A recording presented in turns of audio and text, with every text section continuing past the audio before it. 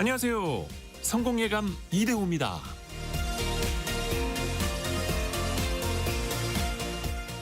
프랑스 루브르 박물관에서 가장 불친절한 주인공은 다름 아닌 모나리자라고 합니다. 방탄 유리에 가려져 있고 그림 크기도 생각보다 작은 데다가 늘 인파가 몰려서 가까이 다가가기도 어려운 그림.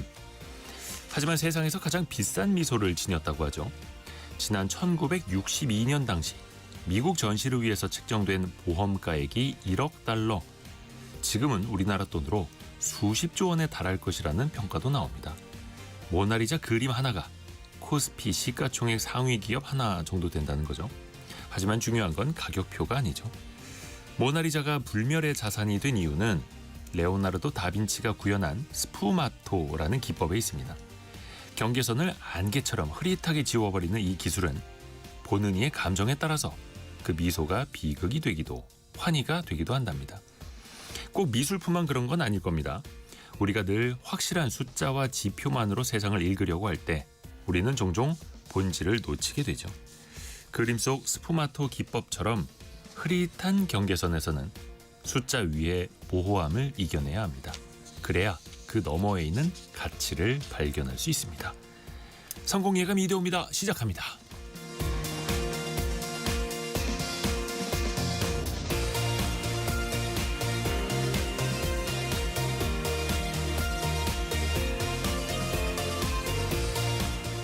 안녕하세요. 이대호입니다. 12월 29일 월요일 아침입니다. 이형정님이 올 한해 마지막 주와 신년을 맞이하는 주네요라고 인사해 주셨고요. 김민정님도 한 주, 한 해를 시작하는 주입니다. 이렇게 또 이야기를 해 주셨고요. 그러네요. 2025년의 마지막 주이자 2026년의 첫 주가 이번 주에 포함이 되어 있죠. 잘 마무리하시고 또 힘찬 출발도 저희와 같이 하시죠. 또 함께해 주셔서 감사합니다. 자, 오늘의 경제상식 퀴즈 나갑니다. 약간 어려울 것 같아서 설명을 좀 같이 보태드릴게요. 이제 연말정산에 필요한 그 행동들을 좀 마무리해 나가야 하는데요. 자료를 입력하면 추후에 공제가 되는 부분이 바로 소득공제와 이것공제 두 가지로 좀 나뉩니다. 모두 세금을 줄여준다는 공통점은 있습니다만 그 작동 방식은 완전 다르죠. 소득공제는요, 근로자의 과세표준, 즉 세금을 매기는 기준의 소득 금액을 빼주는 거고요. 반면에 오늘의 정답은 최종적으로 산출된 세금에서 일정 금액을 세금 그대로 빼주는 게 핵심입니다. 그래서 같은 금액이 공제된다 하더라도 소득 공제와 이것 공제는 천지차이일 수 있죠. 특히 의료비, 교육비, 기부금 등은요, 이것 공제에 속합니다.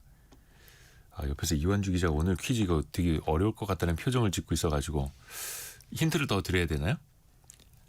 이게 참 그렇습니다. 세금 자체에 붙는 금액. 세금 자체에 붙는 금액. 요거 괜찮아요, 힌트.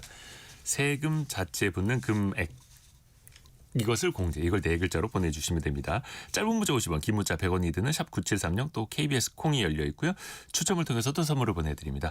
KBS 콩, 유튜브는 언제든지 열려 있습니다. 성공예감 이대호입니다. 자주 검색하시면 성공이 가까워집니다.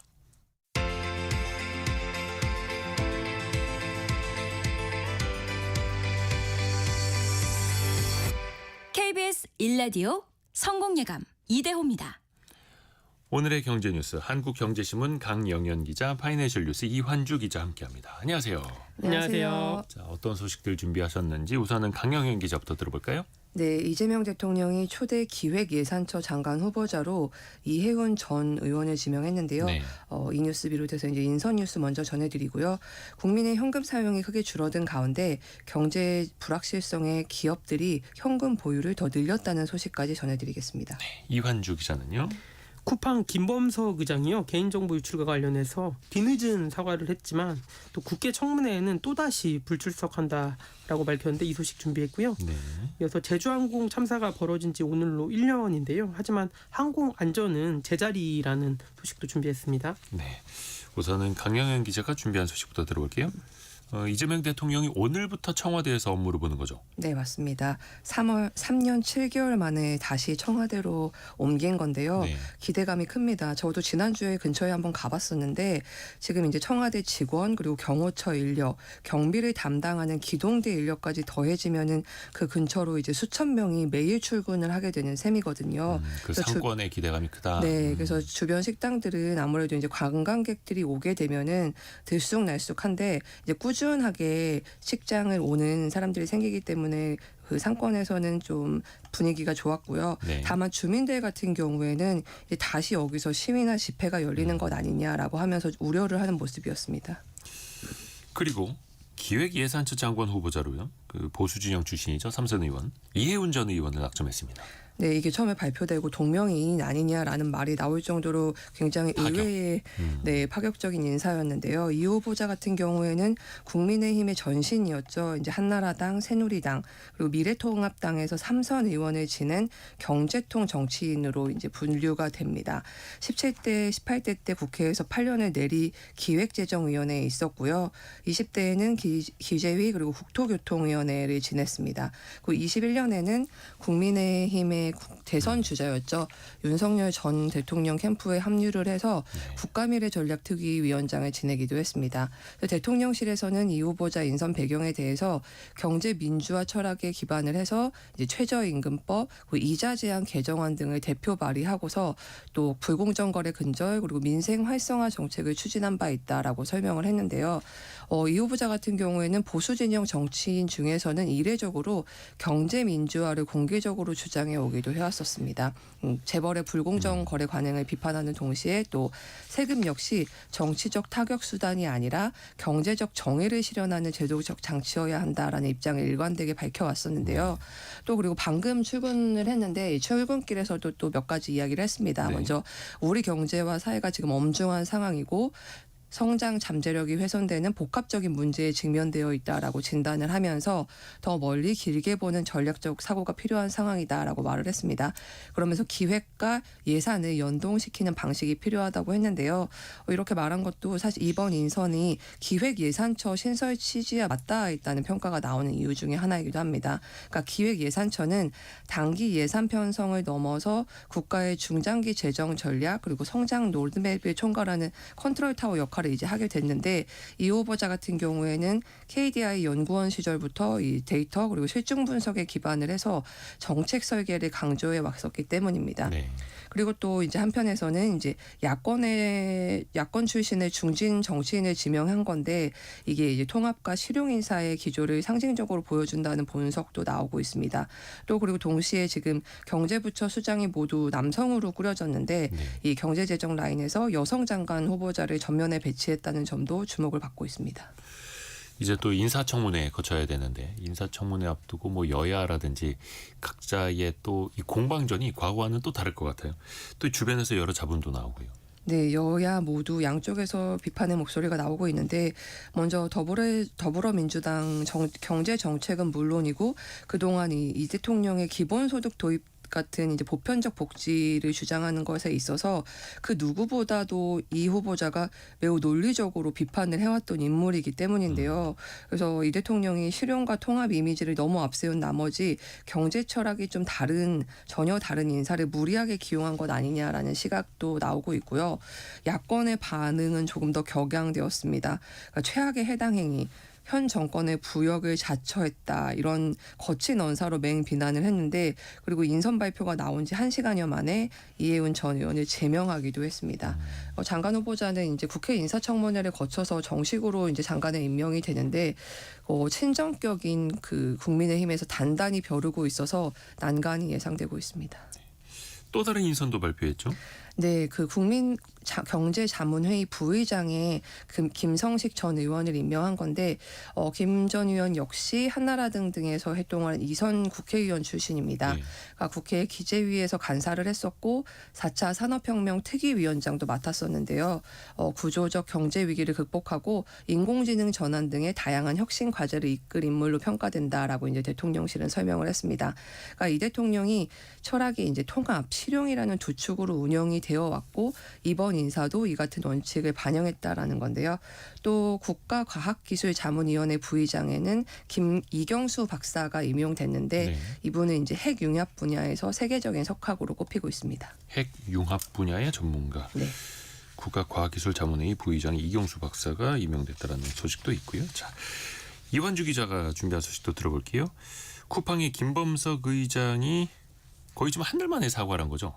예, 맞습니다. 그 서면으로 그것도 했는데요. 네. 김범석 쿠팡 INC 이사회 의장이 처음으로 공식 입장을 밝힌 거고요. 또 뒤늦은 사과에 대해서도 해명을 했습니다. 이 개인정보 유출 문제 해결에 주력을 하느라 국민과 소통을 제대로 못했다라는 점도 사과를 했습니다. 또 일방적으로 자체 조사를 발표한 것 아니냐는 의혹이 있었는데요. 이게 정부와 협조를 진행하고 있다라고 이제 해명을 했고요. 하지만 그 사과문에서도 구체적인 피해 보상안이나 규모에 대해서는 언급하지 않아서요. 이 반쪽짜리 사과문이라는 비판도 나옵니다. 보도 자료를 내고 사과. 또 국회 청문회는 여전히 안 나온다 하더라고요. 예, 그 사과문을 발표하기 하루 전인 지난 27일인데요. 김 의장이 내일부터 국회에서 열리는 연석 청문회에 불출석을 한다고 사유서를 다시 제출을 했습니다. 이 동생인 김유석 쿠팡 부사장, 강한승 전 쿠팡 대표 모두 불출석 의사를 밝혔는데요. 이 이유가 해외 체류 중이고 예정된 비즈니스가 있다라는 겁니다. 이 과거와 같죠. 이 김 의장은 쿠팡의 창업자이자 의결권 70%를 보유한 실질적인 경영자이지만 한 번도 국회 출석에는 응한 적이 없습니다. 지난 청문회 당시에도요. 갑자기 선임된 미국인 해롤드 로저스 대표가 이 청문회에 참석해서 통역하고 동문서답만 하면서 이 비판이 일었었는데요. 이로 인해서 국내 여론은 계속해서 악화 일로를 걷고 있습니다. 특히 이제 한국소비자단체 협의회는 성명서를 내고 쿠팡의 영업정지, 택배 사업자 등록 취소 같은 이 법에서 할 수 있는 최대한의 제재를 해야 한다라고 주장까지 했습니다. 지금까지 단 한 번도 국회에 출석한 적 없는 김범석 의장.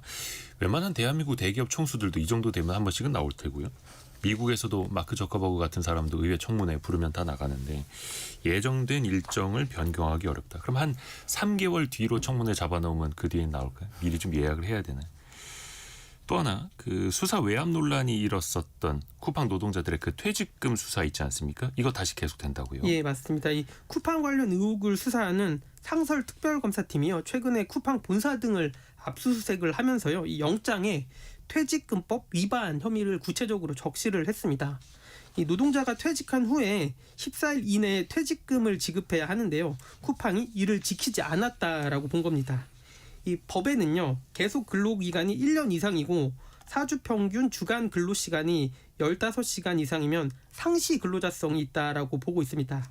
근데 이게 쿠팡에서 일하는 분들 같은 경우에는 기본적으로는 일용직 노동자입니다. 이 쿠팡은 이들이 갑자기 일을 나오지 않아도 문제를 삼지 않고요. 이 급여도 일당으로 지급하기 때문에 상시 근로자는 아니다라고 주장을 하고 있습니다. 이 결국에는 이 퇴직금법 위반의 쟁점은 물류센터에서 1년 이상 꾸준히 일한 일용직 근로자를 상시 근로자로 볼 수 있는가인데요. 만약 법원이 이 쿠팡 노동자들의 상시 근로자성을 인정하면 유죄라고 볼 수 있게 되는 겁니다.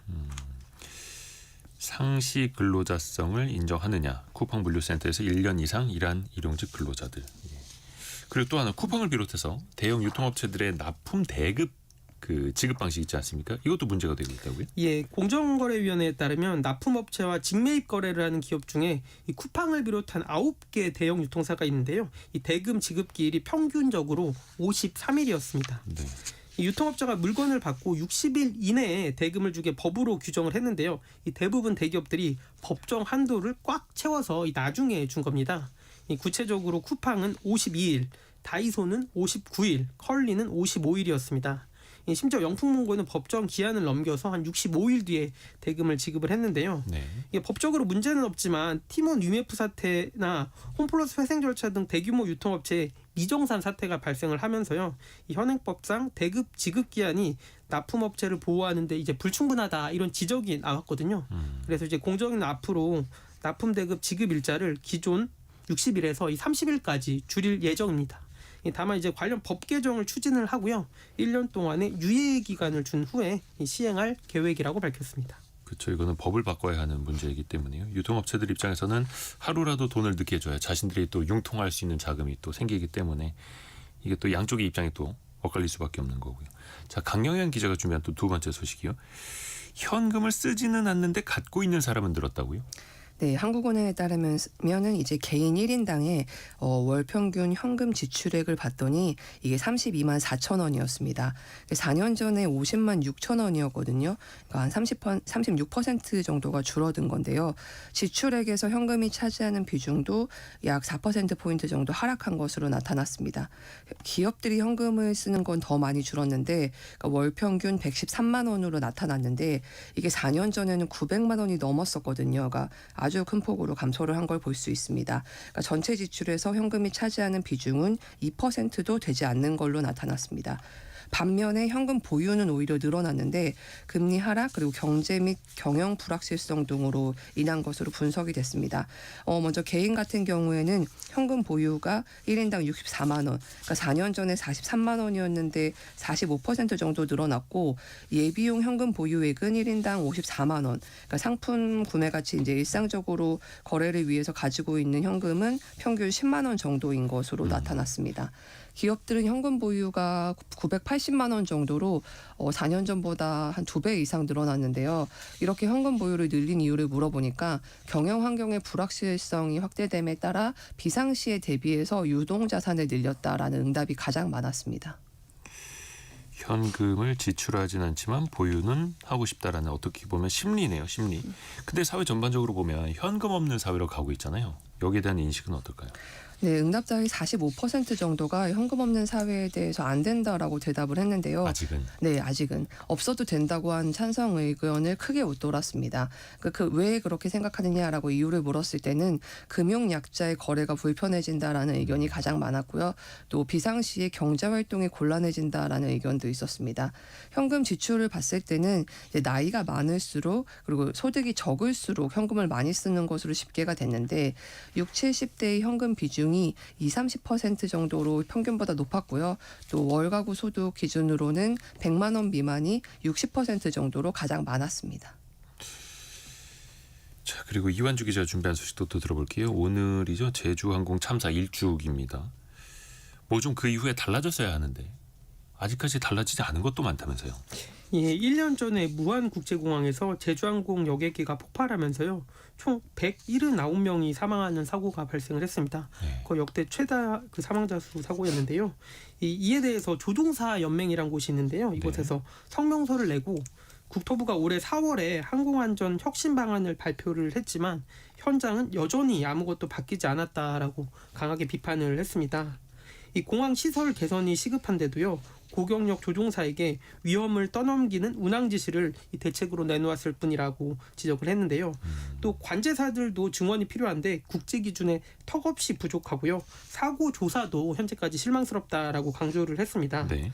그 제주항공 참사의 가장 큰 원인 중 하나로 지목된 것이 로컬라이저라는 거였는데요. 네. 이 로컬라이저가 뭐냐면 비행기가 정확히 착륙할 수 있도록 도와주는 안테나 장치입니다. 네. 근데 이제 보통 공항에 언덕을 조성하고요. 이 콘크리트 벽을 세운 다음에 높게 이 안테나를 설치를 하거든요. 근데 이 콘크리트 벽에 부딪히면서 그랬죠. 사고가 났었습니다.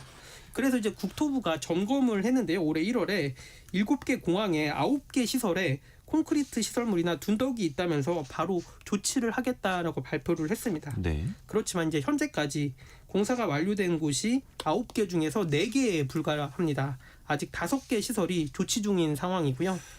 이 사고가 발생했던 무안공항 같은 경우에도 아직까지 콘크리트 구조물이 철거되지 않았고요. 또 여수공항, 김해국제공항, 또 제주국제공항도 아직 조치가 완료되지 않았습니다. 아니 그 9개 콘크리트 둔덕 중에서 아직까지 5개가 남아있다.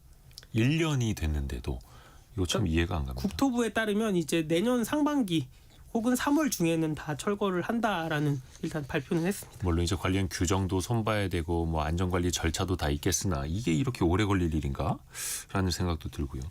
또 그 사고 원인 진상규명도 아직 안 끝났잖아요, 이거. 예, 맞습니다. 이 항공철도조사위원회가요, 원래 지난 7월에 중간 조사를 발표하려고 예정을 했었어요. 네. 근데 이제 항공사고조사가 복잡하고 사고의 피해가 커진 데는 이 방위각 시설, 로컬라이저 안전기준 미비 같은 정부 책임이 큰 만큼 독립성과 객관성이 보장되지 않는다는 이유를 제시를 했습니다. 그래서 이제 또 국토부 산하의 사고조사위원회가 맡아서 안 된다고 유족까지 반발을 하면서 네. 한번 미뤄졌었습니다. 그래서 이제 국토부에 따르면 사고조사위원회를 국무총리 소속으로 하는 등의 법률 개정안이 국회 본회의를 심의 중인 상황이고요. 또 이 법이 통과하더라도 새로운 조사위원회 구성과 실제 조사까지는 시간이 더 걸릴 예정입니다. 그리고 저비용 항공사들의 실적 부담은 계속 커지고 있다고요.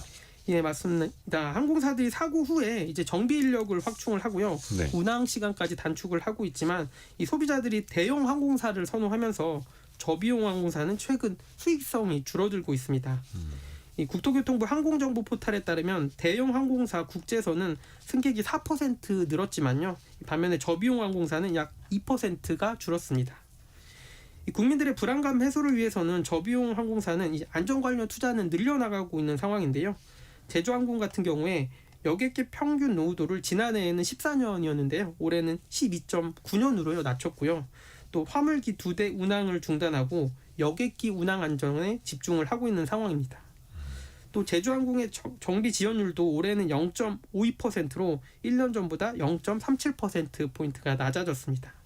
이 같은 저비용 항공사로 분류되는 티웨이 항공이나 이스타항공 같은 경우에도 현재 안전 관련 투자를 늘리는 상황인데요. 이 금융정보업체 FN가이드에 따르면 제주항공, 진에어, 티웨이 항공, 에어부산 등 저비용 항공사 4개사의 영업손실 총합이 현재 3,800억 원이 넘을 것으로 추산이 됩니다. 시급한 사고조사와 결과 발표가 있어야 이 저비용 항공사들도 좀 숨통이 트일 수 있다라는 업계에 좀 토로가 나옵니다. 근데 또 그 항공사다 보니까 안전 관련 투자를 뭐 줄이자라고 할 수도 없는 일일 테고요. 이거는 좀 쉽지 않습니다. 그래서 경기 자체가 좋아져야 되는 거고 이용객이 많아져야 하는데 또 저비용 항공사들은 또 공급이 워낙 많다 보니까 경쟁은 또 치열하고요. 파이낸셜 뉴스 이환주 기자 그리고 한국경제신문 강영현 기자 함께했습니다. 고맙습니다. 감사합니다. 감사합니다.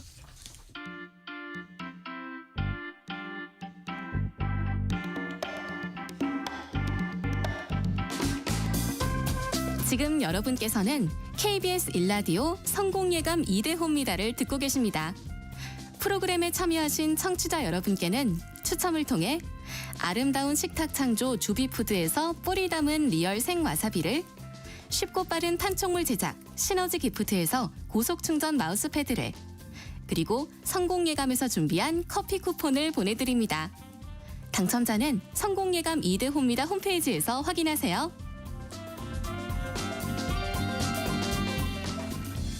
경제상식 퀴즈 한 번 더 말씀드립니다.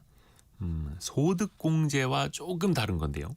연말정산할 때 소득공제 또 이것공제 많이 받을수록 좋긴 하죠. 납세자 입장에서는요.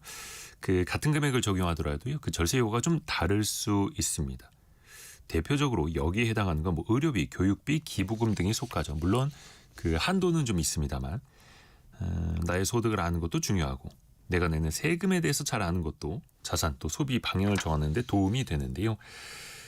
과세표준자치를 줄여주는 게 소득공제라면 세금, 금액을 그대로 빼주는 걸 무슨 공제라고 할까요? 그 네 글자 맞춰주시면 되는데요. 김재철님 정답 맞춰주셨고 아무리 간소화됐다고 하지만 그래도 복잡하고 어렵고 머리 아파요. 이게 1년에 한 번 하다 보니까 잊어버릴만 하면 이거 해야 되는 연말정산 해야 하는 시즌 돌아오고요. 이충렬님이 사행시구나. 사행시로 힌트를 주셨습니다.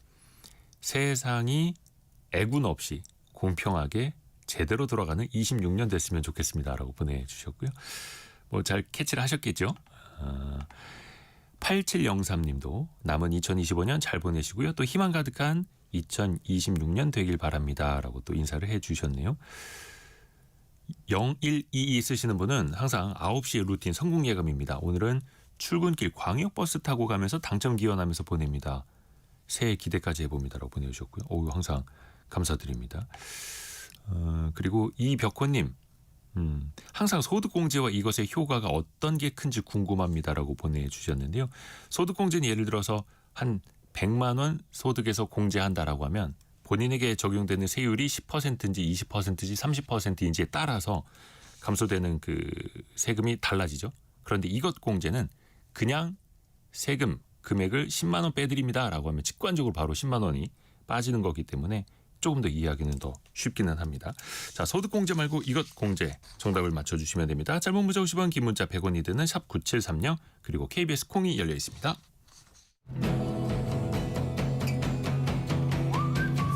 오늘의 움직임에 주목하고 세상의 흐름을 놓치지 않습니다. 여러분의 내일을 응원하며 성공의 열쇠를 함께 찾아갑니다. 성공예감 이대호입니다. 최근에 연예계에서 주사 이모 논란이 좀 퍼지고 있죠. 병원 밖에서 이뤄지는 그 의료행위 어디까지가 합법이고 어디부터가 불법일까요?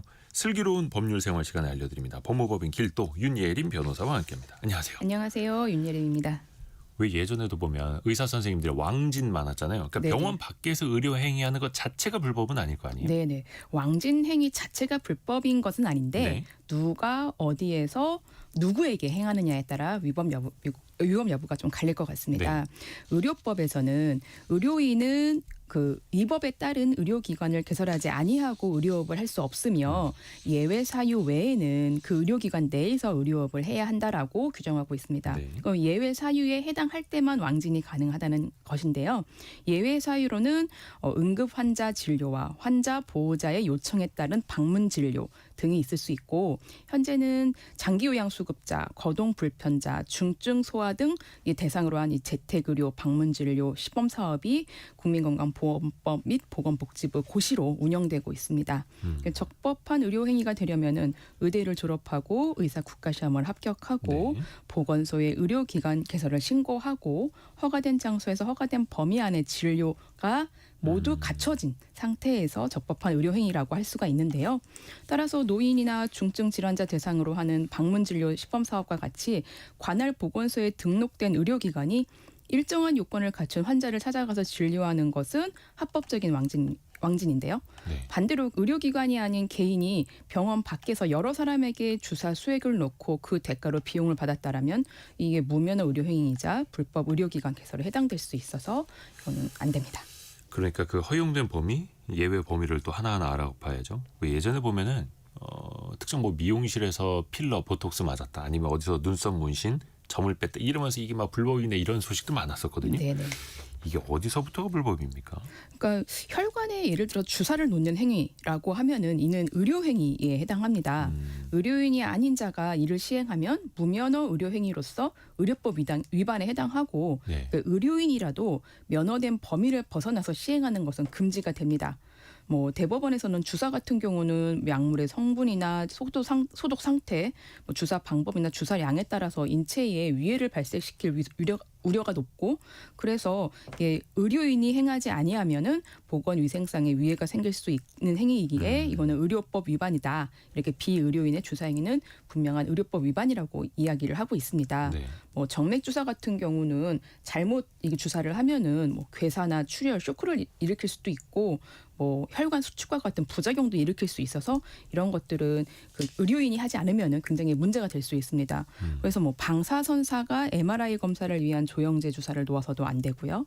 뭐 의사나 간호사나 의사가 이제 간호사나 간호조무사에게 주사를 맡기는 경우에도 예. 주사할 위치와 방법에 대해서 적절하고 상세한 지시를 하고 그리고 그 장소에 입회해서 환자의 정확한 이 후기 같은 것들을 좀 주시하면서 주사가 잘못 없이 끝나도록 조치해야 할 주의 의무가 있다는 것이 또 법원에서 하는 이야기입니다.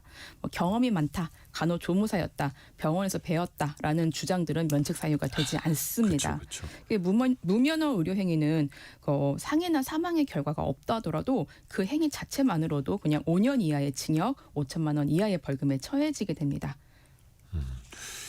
근데 또 이거를 시술 받는 사람 입장에서 저 사람이 의료인이 아니라는 거 아는데 뭐 싸게 해준다, 아니면 원래 실력이 좋아 이러면서 받을 수 있잖아요. 네네. 어떻게 됩니까 그럼? 그러니까 일단은 의료법 같은 경우는 원칙적으로 이제 이 무면허 의료 행위를 한 사람을 처벌 대상으로 규정하고 있고 시술을 받은 사람은 직접적으로 처벌하는 조항은 없습니다. 근데 다만 무면허 의료 행위를 적극적으로 이제 공모하거나 반복적이고 상습적으로 요구하면은 이걸 조장한 경우가 돼서 이제 문제가 될 수 있습니다. 의료법 위반의 교사범으로 처벌될 수 있는 것인데요.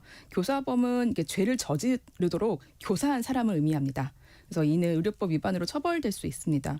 그래서 뭐 이런 부분들에 있어서는 처벌이 될 가능성도 있으니까 조심하셔야 됩니다. 그러니까 원칙적으로 무면허 의료 행위를 알고도 시술을 받았는데 의료법의 처벌은 안 받지만 네. 이게 반복이 되거나 다른 사람한테 막 권하거나 조장을 하면 그땐 처벌받을 수도 있다. 그렇죠. 네. 만약에 또 무면허 의료 때문에 부작용이 생길 수도 있잖아요. 네네. 그럼 그때는 뭐 보상 같은 문제는 어떻게 될까요? 그러니까 일단은 보상 같은 경우는 민사적인 문제로 손해배상 책임이 이루어져야 되고 상해나 이제 사망의 결과에 이를 때는 확실하게 그런 부분들이 보여지겠죠. 그리고 그래서 이제 일단 이게 무면허 행위인지가 이제 갈려져야 되는데 네. 무면허 의료라고 의심이 되면은 즉시 치료받는 거를 중지하고 지역 보건소에 신고를 하셔야 됩니다. 시청이나 도청에서도 의료 담당 부서에서 무면허 의료 행위에 대한 신고를 접수하고 있으니까 이런 부분들을 신고하시고 그렇게 되면 무면허 의료 행위를 했던 분은 이제 의료법으로 처벌을 받고 거기에 따라서 민사소송에서의 어떤 입증이 훨씬 더 쉬워지기 때문에 이러한 부분들이 필요합니다. 그렇죠. 왜냐하면 의료 면허가 없는 사람이다. 정식 의료인이 아니다라는 걸 알고 내 몸을 맡기기는 너무 불안할 거 아니에요. 네. 또 이제 본인들은 몰랐다 이렇게 또 항변할 수도 있으니까 이 부분은 좀 밝혀져야 할 포인트이기도 하고요. 어떤 연예인은 차 안에서 링거 맞는 사진 때문에 곤욕을 치르고 있잖아요. 네네. 병원 외부에서 링거 맞는 거 이거 만약에 의사가 허락했다라면 괜찮은 겁니까? 어때요? 그 의료법에서는 원칙적으로 의료 행위는 의료기관 내에서 이루어져야 된다라고 규정하고 있다고 말씀을 드렸잖아요. 네. 병원이 아닌 곳에서 주사 바늘을 꽂거나 약물을 투여하는 것은 매우 예외적인 경우에만 허용이 됩니다.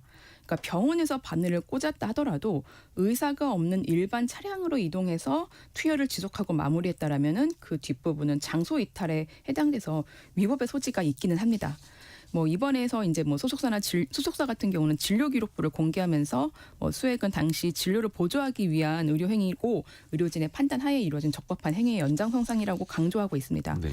그런데 일반 차량은 의료기관이 아니므로 원칙적으로 의료 행위가 허용되지 않고 그러니까 다만 시술을 받은 사람이 위법성을 인지한 상태에서 금전을 지급해서 의료법 위반을 교사한 정황이 없다면 처벌 대상이 되기는 어렵습니다. 이 상황은 또 사실은 공소시효도 지나서 더 이상 뭐 처벌이라든가 수사가 이루어지기는 좀 현실적으로 어려워 보입니다. 그러네요. 또 하나 왜 가족 중에 의사나 간호사 있으면 네. 뭐 집으로 뭐 링거 같은 거 가져와서 주사를 맞는 경우도 있던데 이거는 네. 괜찮습니까? 네, 가족에 대한 진료 또한 이제 일반적인 방문 진료와 똑같은 잣대로 보면 됩니다. 그러니까 방문 진료도 진료의 일환인 만큼 관련 법에 따라서 진료 기록부를 남겨야 하고 가족이나 지인을 진료했다면 마찬가지로 증상이나 진단, 치료 내용 등이 담긴 진료 기록부를 남기면 되는 것입니다. 뭐 식사 중이나 아니면 오랜만에 만났는데 가족이 요즘 몸이 아프다라고 하면서 네. 했던 뭐 질문에 답한 것까지는 사실 네네, 의료행위라고 그 정도요? 보기는 어려워서 이런 그런 진료 기록부를 남겨야 되는 것은 아닌데요. 정식으로 진료를 했다, 진단을 하고 여기에 대해서 처방까지 내려졌다라고 하면은 관련 기록을 꼭 남겨야 됩니다. 의무 기록을 작성하지 않으면 500만 원 이하의 벌금형이 부과될 수도 있습니다. 그리고 만약에 해당 방문 진료가 그러니까 건강보험 수가 청구가 가능한 사안이라면 수가 청구에 대한 청구 절차 기록도 다 남겨야 됩니다. 그래서 왜 비대면 진료라는 것도 좀 더 정식으로 네, 공개적으로 좀 확대가 되면 좋겠는데 특히 이제 코로나 이후에 우리가 그 필요성을 많이 느꼈잖아요. 맞습니다. 이것도 이제 합법적인 범위가 좀 생겨나고 있어요. 네네. 아니, 코로나 확산하고 뭐 통신 기술의 발전으로 비대면 진료에 대한 논의가 활발합니다. 또 병원이 너무 멀리에 있거나 몸이 불편해서 병원까지 이동이 어려우신 분들에 대한 이 비대면 진료의 요구도 한층 높아진 상황입니다. 네. 일단은 비대면 진료는 당연히 면허를 지닌 의사와 환자 사이에서 이루어져야 되고 대상 범위와 절차도 제한적으로 정해져야 됩니다. 최근 국회에서 비대면 진료를 제도화하는 의료법 개정안이 통과되면서 이르면 내년 하반기부터는 이게 본격 시행될 수도 있습니다. 통과된 개정안에는 비대면 진료가 대면 진료의 보완적 수단이라는 점을 명시하고 있습니다. 해당 의료기관에서 일정 기간 내에 동일한 증상으로 대면해서 진료를 받은 기록이 있는 환자에게 대해서 실시할 수 있고요.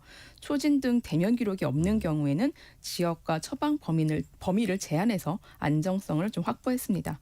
따라서 의료인에 의한 명확한 절차와 관리하에 이루어진 비대면 진료는 이 불법 의료 행위와는 명확하게 그 구분되는 것입니다. 그러니까 초진은 병원에 가서 의사 만나서 하고 재진 같은 경우에는 네. 비대면으로도 할 수 있게 이렇게 조금씩 바뀐다라는 거네요. 네. 또 그 이번에 대리 처방도 참 논란이 계속됩니다. 네. 특히 이제 아이가 아플 경우에는 부모가 대신 가서 약 처방을 받을 수도 있잖아요. 이거는 어디까지 허용이 되는 거예요? 약 대리 처방은 의료법에 따라서 원칙적으로 금지가 되어 있습니다. 네. 예외적인 조건을 충족하고 필요한 서류를 구비하면 대리 처방이 가능할 때도 있습니다. 네. 일단은 환자의 의식이 없거나 거동이 곤란하고 해당 병에 대한 장기간 동일한 처방이 있었을 때는 대리 처방이 가능합니다. 네. 이럴 때는 직계 가족이나 형제 자매 뭐 이런 가족 아니면 형제 자매의 이제 배우자 이런 분들이 받을 수 있고 또한 간병인이나 요양보호사가 대신 받을 수도 있습니다. 이 외에서 대리 처방을 받으면 1년 이하의 징역이나 1천만 원 이하의 벌금에 처해질 수 있으니까 그러니까 이 대리 처방을 받을 수 있는 요건과 이 대리 처방 받아가실 수 있는 분의 범위를 잘 확인하시고 의료기관이나 환자분들 모두 이용하실 수 있습니다. 직계가족이나 형제자매 또 간병인, 요양보호사는 대리 처방을 받아줄 수 있는데 매니저는 여기 포함이 안 되겠네요. 매니저는 어렵습니다.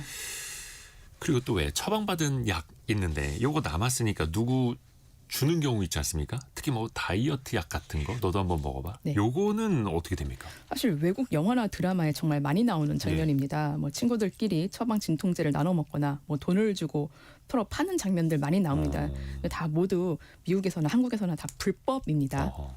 진통제나 다이어트 약 같은 경우는 특히 주의를 해야 됩니다. 이게 향정신성 의약품일 가능성이 매우 높잖아요. 이를 공짜로 주거나 돈을 주고 사고 파는 행위는 단순 의료법 위반으로만 처벌되는 것이 아니라 마약류 관리법 위반으로 처벌됩니다. 그러니까 최근 청소년들 사이에서 좀 식욕 억제제 중에서 나비약이라고 불리는 게 있어요. 이게 왜 나비약이냐면은 리본처럼 약간 약 모양이 그렇게 생겨가지고 나비약이라고 불리는 이 약이 있는데 청소년들 사이에서 이 나비약이라고 불리는 식욕 억제제를 거래하다가 수사를 받는 경우가 굉장히 많습니다. 전체 피의자의 절반 이상이 10대 이상으로 그래요? 이라는 통계도 있습니다. 그래서 청소년을 둔 보호자분들의 각별한 관리가 필요합니다. 이게 청소년 때부터 마약류 관리법 위반으로 조사받고 마약 사범이 될 수 있는 아주 중대한 부분이기 때문에 뭐 진통제나 다이어트 약 뭐 이런 것들 절대로 처방을 그러네요. 받는 것도 위험하지만 그거를 서로 거래하지 못하도록 꼭 하셔야 됩니다. 그렇죠. 이거는 식욕 억제제, 친구를 위해서 혹은 호기심에 주고받았다가 마약 사범이 될 수 있다. 뭐 네. 평생 갈 수 있는 거 이거 진짜 조심해야겠네요. 네. 또 하나 그 중고거래 플랫폼에도 의약품 사고 파는 게시글이 좀 올라온다고 해요. 네. 이 약을 판매하거나 무료로 나누어 주는 거 이것도 다 불법입니까? 어때요? 네, 사실 건강보조식품 같은 것들이야 뭐 인터넷으로 거래가 가능한데 사실 의약품 같은 경우는 약국에서 전문 의약품 같은 경우는 의사의 처방 후 약사의 지도를 받아서 구매를 해야 되는 거잖아요. 그러니까 건강보조식품하고는 아예 다른 부분이죠. 그래서 이게 좀 주의가 필요한 부분입니다. 그래서 온라인에서는 의약품을 판매하는 행위 자체가 불법이고 특히 개인 간의 거래 같은 경우는 이게 의약품의 변질이나 오염의 위험이 있을 수 있으니 주의하셔야 됩니다. 사실 유통기한이 얼마나 남았는지도 확실하게 모를 수 있잖아요. 그렇기 때문에 남들이 처방받은 약 내지는 처방받지 않았더라도 그냥 일반 의약품이라도 인터넷으로 판매를 하면 안 됩니다. 온라인에서 의약품을 판매하면 5년 이하의 징역 또는 5천만 원 이하의 벌금에 처해질 수 있습니다. 무료 나눔도 판매로 간주돼서 처벌 대상이 됩니다. 그래서 중고 플랫폼에서는 약물류는 올리지 못하도록 이렇게 좀 안내가 되어 있는 경우도 있고 설사 올려졌다고 하더라도 발견되면 즉시 삭제라는 관리를 하고 있으나 이런 것들이 혹시라도 남아있는 것을 이제 활용해서 거래를 하시면은 절대 안 됩니다. 이게 뭐 비용이나 시간이나 장소 이런 걸 생각을 해서 불법 시술 뭐 이런 그 경계선을 넘나드는 건데 이게 불법성은 물론이고요. 또 내 몸, 나의 생명, 나의 안전을 위해서라도 규정된 범위 내에서 해야겠죠. 윤예린 변호사 통해서 살펴봤습니다. 고맙습니다. 고맙습니다. 라디오 정보센터 다녀옵니다. 지난해 12월 29일 무안공항에서 일어난 제주항공 여객기 참사 1주기를 맞아 이재명 대통령은 대통령으로서 깊은 사죄의 말씀을 올린다면서 참사 원인 규명에 최선을 다하겠다고 밝혔습니다. 이 대통령은 오늘 청와대로 첫 출근해 직무를 시작했습니다. 대한항공 기내식 및 기내 판매 납품업체가 해킹 공격을 당해 대한항공 임직원의 이름 등 개인정보가 유출되는 사건이 발생했습니다. 북한이 어제 장거리 전략 순항 미사일을 시험 발사했다고 오늘 공개했습니다. 발사 장면을 지켜본 김정은 국무위원장은 자위권 행사 차원이라고 주장했습니다. 지금까지 라디오 정보센터 뉴스 정원다였습니다. 잠시 추위가 좀 풀린 것 같은데 또 내일부터는 기온이 떨어진다 하고요. 새해 첫날에는 또 한파가 찾아올 가능성 높다고 하죠. 보일러 뭐 마음껏 틀면 좋겠으나 다 또 돈 걱정이 되지 않습니까? 난방비. 당장 활용할 수 있는 그 에너지 정책들을 좀 알려드릴게요. 돈워리 투자 백서 시간 금융 크리에이터 손희애 작가와 함께합니다. 안녕하세요. 안녕하세요. 보일러 좀 팍팍 돌리십니까? 네, 저는 추운 거 싫어해서 이때만큼은 돈 아끼지 말자 주의입니다. 아, 그래요. 평소에는 짠테크도 많이 하는데. 네네네. 평소에는 아끼는데, 그러니까 좀 아끼는 게 있고 안 아끼는 게 있잖아요. 저는 네. 난방비는 절대 안 아껴요. 아, 또 얼마 전에 또 한파 왔었고 네. 이럴 때는 보일러 안 돌릴 수가 없는데 네. 도움이 될 수 있는 소식 오늘 갖고 오셨어요. 네, 맞습니다. 일단은 제가 이제 이용권, 그러니까 에너지 바우처에 대한 얘기를 좀 드려보려고 하는데요.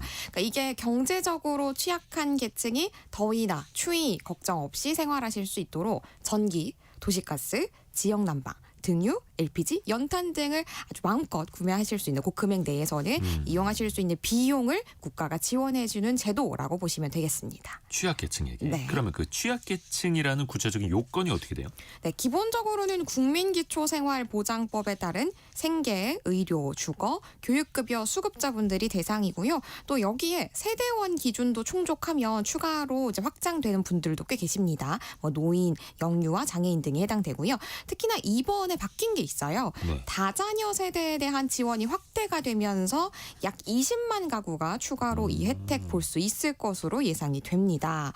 다만 요거는 직접 신청을 하셔야 됩니다. 그래야 지원을 받을 수가 있으니까 네. 나도 이거 대상이 되는 건가? 사실 우리가 좀 판단하기가 어렵잖아요. 네. 그래서 에너지 바우처 공식 홈페이지나 행정복지센터 혹은 복지로 포털 통해서 자격 여부 확인해 보시는 게 가장 정확합니다. 무엇보다도 가장 주의하실 거 바로 신청 기간입니다.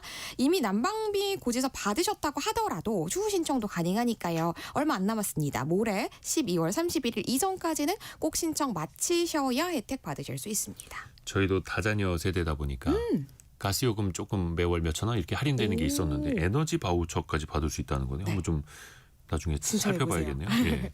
그러면 얼마나 지원받을 수 있어요? 대상자가 된다 하면. 네, 요거는 세대원 수에 따라서 차등 지급됩니다. 네. 혼자 사는 1인 세대 같은 경우에는 연간 29만 5,200원, 2인 세대는 40만 7,500원, 3인 세대 53만 2,700원, 4인 이상의 세대에는 무려 70만 1,300원이나 받으실 수 있습니다. 적지 않아요. 네, 겨울철 난방비뿐만 아니라 여름철 냉방비 지원도 포함된 연간 총액의 기준이고요.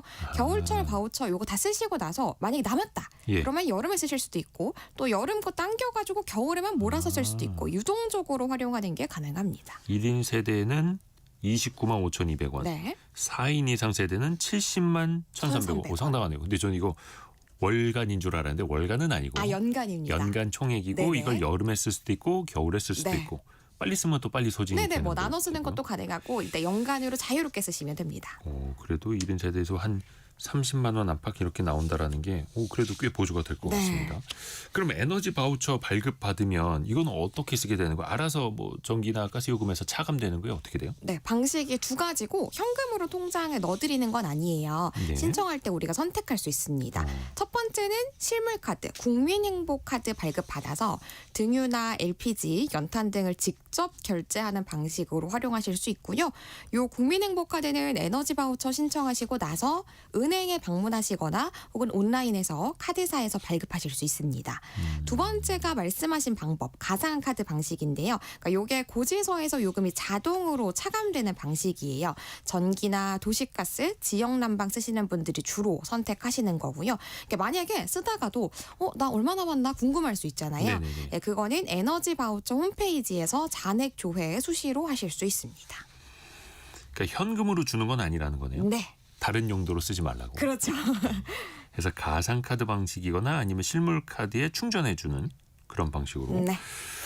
이게 또 취약계층만 아니면 아까 말씀해 주셨던 다자녀 세대라든지 그리고 또 세대원 기준 충족. 노인, 영유아, 장애인이 있거나 이런 기준이 또 필요한 거고 네. 취약계층 아니라면 뭐 도시가스 난방 쓰시는 분들이라면 받을 수 있는 혜택 또 다른 게 있을까요? 네, 있습니다. 바로 도시가스 절약 캐시백 제도 가져왔습니다. 네. 주택 난방용 도시가스를 사용하는 분들이라면 누구나 참여 가능하고요. 동절기에 도시가스 사용량을 줄이면 그 절감한 양에 따라서 이거는 현금이에요. 현금으로 인센티브를 돌려주는 제도입니다. K가스 캐시백 사이트 통해 가지고 신청하실 수 있는 제도입니다. 어허. 그리고 그러면은 캐시백을 받는다라면은 얼마까지 받을 수 있는 거예요? 그러니까 이게 절감이 포인트다 보니까요. 네. 전년도 같은 기간의 사용량보다 3% 이상 절감을 해야 됩니다. 3% 이상 줄이는데 성공하면 절감률에 따라 가지고 장려금을 차등 지급을 하는데요. 예를 들어서 작년보다 3% 이상 10% 미만으로 절감하면 이제 우리 집의 평수에 따라 달라요. 네. 1제곱미터당 50원을 가장 큰 구간으로는 20% 이상 30% 이하 절감하시면 1제곱미터당 200원까지 돌려받으실 수 있습니다. 이게 참고로 아까 말씀드린 것처럼 요 캐시백 같은 경우에는 직접 현금으로 지급을 하는 방식이라서 제가 미리 온라인에 좀 활용해 보신 분들 후기를 찾아봤거든요. 네. 그러니까 소액이더라도 현금으로 넣어주는 거다 보니까 확실히 좀 절약하고 있다. 아. 내가 뭔가 하고 있다라는 체감이 꽤 큰 편이더라고요. 그렇죠. 이거는 난방이라든지 이런 도시가스 사용량을 좀 줄인 가정에게 인센티브로 주는 네. 그런 방식이다 보니까. 맞습니다. 근데 요거는 K가스 캐시백 네. 사이트에다가 신청을 하는 거고 맞습니다. 이거는 취약계층 아니더라도 네. 그냥 그 난방 비용 많이 줄이면 혜택을 받을 수 있는 거고요. 누구나 혜택 받으실 수 있어요. 아까 신미영님이 한 번 더 여쭤보셔가지고 에너지 바우처 어디에다 신청하는 건가요? 물어보셨는데 아, 네. 에너지 바우처 같은 경우에는 우리가 홈페이지에서 신청하실 수 있는데요. 에너지 바우처 공식 홈페이지가 있고요. 네. 만약에 나는 인터넷 활용이 좀 어렵다 하시면 행정복지센터 그러니까 주민센터 주민센터. 찾아가서 신청하시는 것도 가능하고 복지로 포털에서도 내용 확인하실 수 있습니다. 그리고 요즘에는 그 복지로 포털이 일종의 진짜 완전 포털 사이트예요. 맞아요. 여러 가지 복지를 이제 알아보고 들어갈 수 있는 창구 역할을 해주는 거고 모르시면은 주민센터 네. 가셔서 또 여쭤보시면 그 방법도 또 안내해 준다라는 거고요. 이게 또 난방비 아끼려고 가스 요금 비싸니까 그 온풍기 돌리고 네. 전기장판 같은 거 트시는 분들 많잖아요. 네. 이거는 또 그럼 전기요금이 올라갑니다. 네. 전기요금 관련된 혜택은 없습니까? 있습니다. 네, 저 같은 경우에도 이제 가스도 쓰지만 추위를 워낙 많이 타서 이제 전기로 쓰는 이제 난방 도구도 쓰거든요. 네. 요게 또 무시할 수가 없더라고요. 그럴 때에는 한국전력에서 운영하는 주택용 에너지 캐시백 제도 활용하시면 좋습니다. 주택용 이 전기를 쓰는 이 고객이 전기 사용량을 줄이면 다음 달 전기 요금에서 차감을 해주거나 현금으로 돌려주는 거예요. 네. 요거는 저는 일단 신청을 해 두셨으면 좋겠는 게 그러니까 내가 전기를 얼마나 아낄 수 있을지 확실하지는 않잖아요. 하지만 일단 신청을 해 두면 내가 절감을 했을 때 자동으로 적용을 해주는 거예요. 아하. 그래서 한전 에너지 마켓 플레이스라는 홈페이지가 있습니다. 네. 한전 에너지 마켓 플레이스 이 홈페이지에서 미리 가입을 해 두시면 내가 절감을 했을 때 자동으로 요거 적용을 해가지고 우리한테 캐시백 적용해서 현금을 넣어주는 방식인 겁니다.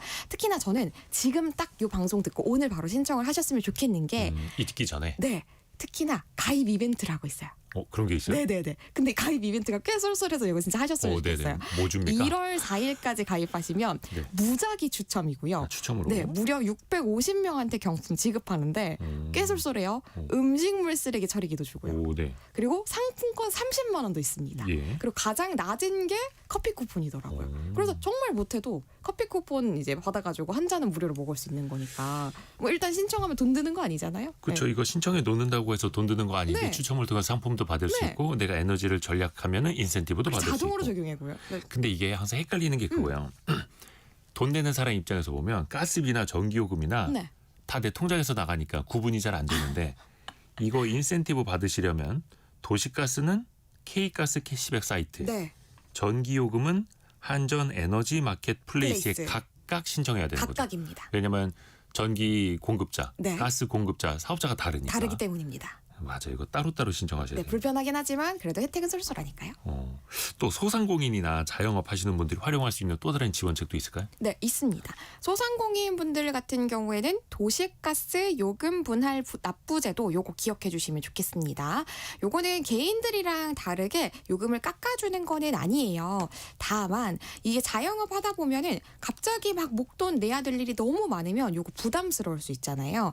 특히나 겨울철 뭐 10월에서 3월 이때는 난방 정말 많이 틀게 되시는데 요때 급격하게 늘어난 가스 요금 부담 덜어드리기 위해서 깎아드리진 못하지만 네. 그래도 나눠낼 수 있게 해드릴게요라고 제도 마련해 놓은 겁니다.